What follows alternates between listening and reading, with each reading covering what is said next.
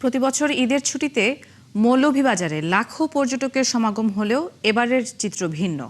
দেশব্যাপী চলমান হামের প্রাদুর্ভাব ও টানা ঝড় বৃষ্টির কারণে বিভিন্ন এলাকা থেকে পর্যটক এবার কম এসেছে। তবে ঈদের ছুটিতে যারা এসেছেন তারা প্রকৃতির চিরচেনা সবুজের মাঝে ফিরে পেয়েছেন নির্মল প্রশান্তি। আহমেদ ফারুক মিল্লাদের তথ্য ও ছবিতে প্রতিবেদন। প্রতি বছর ঈদের টানা ছুটিতে প্রকৃতির অপরূপ লীলাভূমি মৌলভীবাজারে ভিড় জমত পর্যটকের। শ্রীমঙ্গল, কমলগঞ্জ সহ জেলার পর্যটন স্পটগুলো দর্শনার্থীর সমাগমে মুখর হয়ে উঠত। তবে এবারের চিত্র ভিন্ন।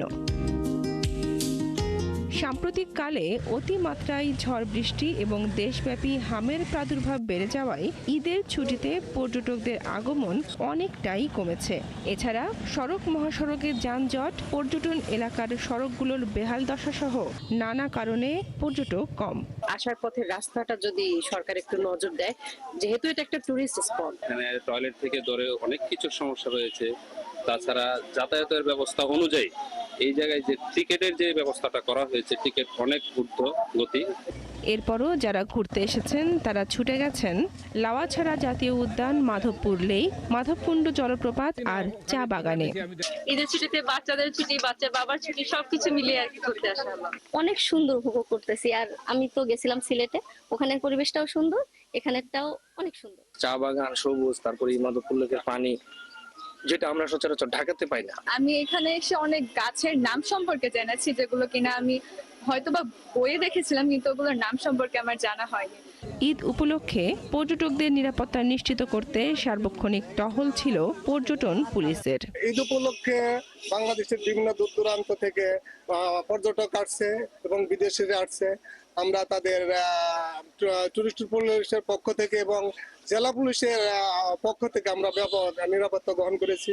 পর্যটকরা আরও বলছেন, যোগাযোগ ব্যবস্থা সহজ ও পর্যটন স্পটগুলোকে আরও আকর্ষণীয় করে তোলা হলে দেশি বিদেশি পর্যটকের সমাগম বাড়বে। বনশ্রী হালদার, ৭১। মৌলভীবাজারে প্রতিবছর ঈদের ছুটিতে পর্যটকের সমাগম থাকলেও এবার একেবারেই উল্টো চিত্র। টানা এক সপ্তাহের ছুটিতেও কাঙ্ক্ষিত পর্যটক আসেনি। সেখানকার খবর জানাতে যুক্ত হচ্ছেন সহকর্মী আহমেদ ফারুক মিল্লাদ। মিল্লাদ, যেমনটি বলছিলাম যে মৌলভীবাজারে এবার পর্যটকের সংখ্যা কম, তো কেন এমন হলো, সংশ্লিষ্টরা কি বলছেন এ নিয়ে, এবং পর্যটক নিরাপত্তায় প্রশাসনের তৎপরতা কেমন ছিল জানাবেন।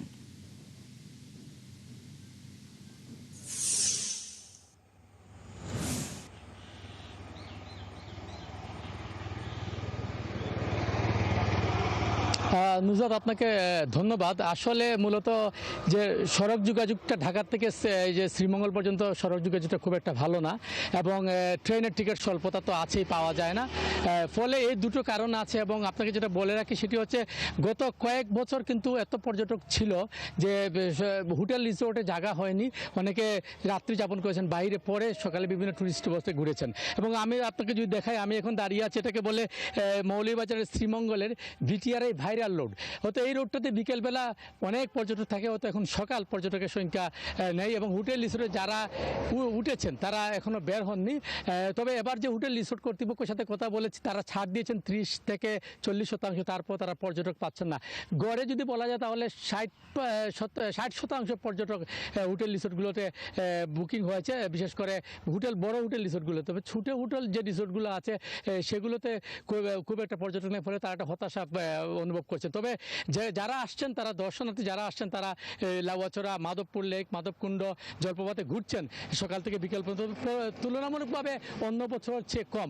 পাশাপাশি আপনাকে আরেকটা জিনিস জানিয়ে রাখি, সেটি হচ্ছে যে আমি লাউয়াছড়া কর্তৃপক্ষের সাথে কথা বলেছিলাম, তারা যারা আমাকে জানিয়েছেন যে এই গত 3 দিনে, ঈদের 3 দিনে প্রায় 3,500-এর মতো দর্শনার্থী পর্যটকরা লাউয়াছড়া ঘুরে দেখেছেন তাদের টিকিট করে।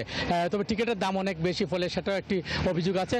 এবং মাধবকুণ্ড জলপ্রপাতে 5 থেকে 6 হাজার পর্যটক এসেছেন এবং মাধবপুর লেকশো নানা ধরনের যে পর্যটক চা বাগান অন্যতম একটি এলাকা আপনি জানেন।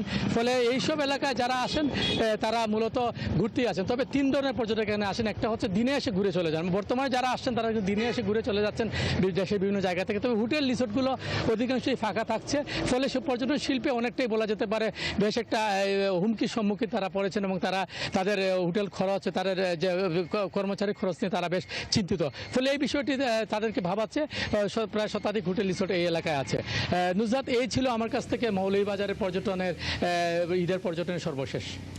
ফারুক, অনেক ধন্যবাদ আপনাকে। দর্শক শুনছিলাম মৌলভীবাজার থেকে যুক্ত ছিলেন সড়ককর্মী আহমেদ ফারুক মিল্লাদ।